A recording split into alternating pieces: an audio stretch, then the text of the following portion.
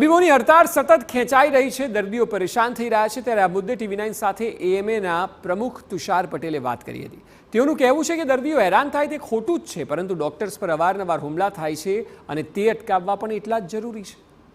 તુષારભાઈ, કેટલું યોગ્ય ગણાય કે કોઈ અન્ય રાજ્યમાં કોઈ ઘટના બની હોય અને તેને લઈને અનેક દિવસો સુધી હડતાળ? આ જે છે એ મુખ્યત્વે જે અત્યારે હડતાલ ચાલી રહી છે જુનિયર ડૉક્ટરોની, એ મુખ્ય માગણી એમની છે કે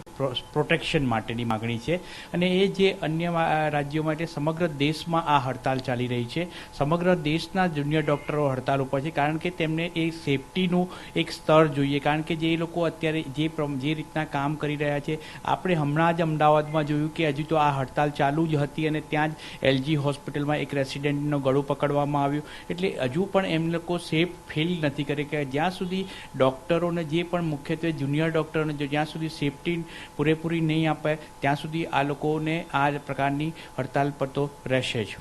પોલીસ બંદોબસ્ત આપી દેવામાં આવે યોગ્ય રીતે, વોર્ડ વાઇઝ હું તો કહું છું આપી દેવામાં આવે તો લાગી રહ્યું છે કે ત્યારબાદ આ પ્રકારની ઘટના નહીં બને? એવું તો હું કહેવું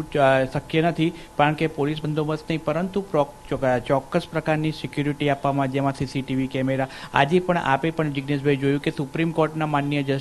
ચીફ જસ્ટિસ સાહેબ આમાં ઇન્ટરવેન કર્યા નથી। ચીફ જસ્ટિસ સાહેબે અત્યારે હવે નેશનલ ટાસ્ક ફોર્સ બનાવી છે આના માટે કે સિક્યુરિટી કેવી રીતના વધારવી અને હોસ્પિટલમાં સારું વાતાવરણ જુનિયર ડૉક્ટરોને કેવી રીતના આપવું એ એમને બાંયધરી એમને સુપ્રીમ કોર્ટમાં પણ કીધેલું છે। એ પછી હવે જુનિયર ડૉક્ટર્સો વિચારશે કે આ પ્રકારની જો સુપ્રીમ કોર્ટના ઇન્ટરવેન પછી આપણને જો આ બધી ખાતરી મળતી હોય તો એ ડૉક્ટરો આ બાબતમાં ધ્યાન રાખશે। કોલકાતાની ઘટના ખૂબ જ દુઃખદ હતી, પરંતુ કોલકાતાની ઘટનાને પગલે ગુજરાતમાં દર્દીઓ હેરાન થાય, તબીબો વિરોધ કરે, હડતાલ કરે, આ યોગ્ય તમને એક તબીબ તરીકે લાગી રહ્યું છે?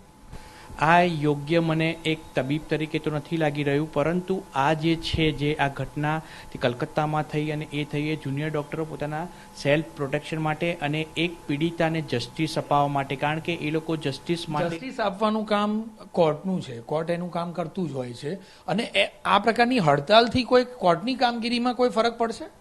આ પ્રકારની હડતાલ 100%, કારણ કે જે કોર્ટે અમને તરત જ સાંભળ્યા, હાઈકોર્ટે પણ CBIની માંગ તરત જ સ્વીકારી અને CBIને ઇન્વેસ્ટિગેશન આપી દીધું। આજે તમે જુઓ છો કે સુપ્રીમ કોર્ટે પણ તરત જ કેસ લઈ અને સુપ્રીમ કોર્ટમાં પણ સુનાવણી થઈ ગઈ, ત્યાં સુઓ મોટો દાખલ કરી, એટલે આ પ્રકારની જો આ પ્રકારના અમારા વિરોધ સાથે અમે ઉતર્યા તો તરત જ કોર્ટ તરફથી ધ્યાન રાખવામાં આવ્યું છે। તબીબી સેવા એસેન્શિયલ સર્વિસીસમાં આવતી હોય છે, પોલીસ, ફાયર, આ તમામ વિભાગો આમાં જ આવતા હોય છે,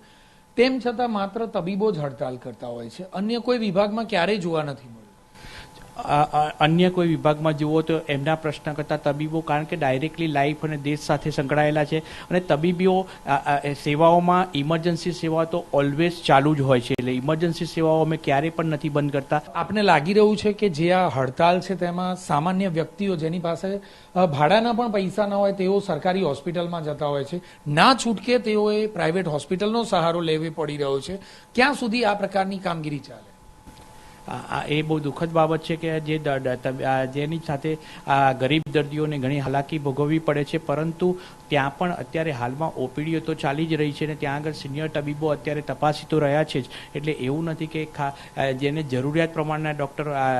પેશન્ટોને તો ટ્રીટમેન્ટ મળી જ રહે છે, પરંતુ આ જો જલ્દી સે જલ્દી આ જુનિયર ડૉક્ટરો પણ જો તેમની સેવાઓ પર ચાલુ થાય એવા અમે લોકો પ્રયત્ન કરીએ। 3-4 દિવસથી પ્લાન ઓપરેશન પણ બંધ છે, તકલીફ પડે તો ખરી?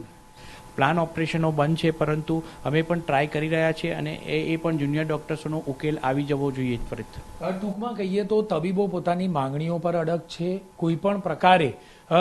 આ માંગણીઓ પૂર્ણ કરવામાં આવે તે પ્રકારની વાત થઈ રહી છે। બીજી તરફ સરકાર અથવા તો હેલ્થ વિભાગના ઉચ્ચ અધિકારીઓ કે આરોગ્ય મંત્રી દ્વારા કોઈ પણ પ્રકારના પ્રયત્ન હડતાલ સમેટાય તે માટે હજી સુધી કરવામાં આવ્યા નથી, જે ખૂબ જ દુઃખદ બાબત છે। કેમેરામેન વિવેક ઠાકોર સાથે જિગ્નેશ પટેલ, TV9 અમદાવાદ।